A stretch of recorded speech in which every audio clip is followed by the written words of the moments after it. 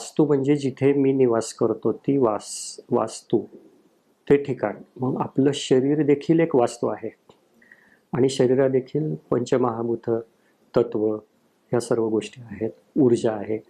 आपले शरीर देखील वास्तू आहे, तिथं आपली आत्मा काही वर्षासाठी राहण्यासाठी आलेली आहे. तर आपलं शरीर देखील सुंदर स्वच्छ ठेवणं अतिशय महत्त्वाचं, गरजेचं आहे.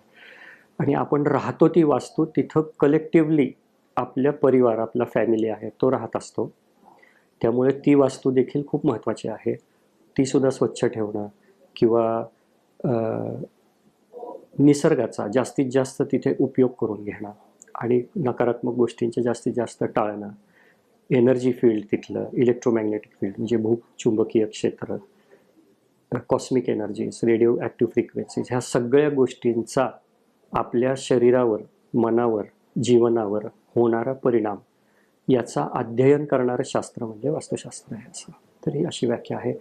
याहीपेक्षा ब्रॉड थोडं झालं तर एक देश आहे, त्या देशाचे सुद्धा भौगोलिक परिस्थिती, ते सुद्धा एक वास्तू आहे. आणि आपली पृथ्वी आहे, त्या पृथ्वीची सुद्धा भौगोलिक परिस्थिती काय आहे, कसं आहे, याचं सुद्धा वास्तुशास्त्र, असा मोठा त्याचा आपण हळूहळू विचार विनिमय करू शकतो किंवा त्याच्यावर विचार करू शकतो.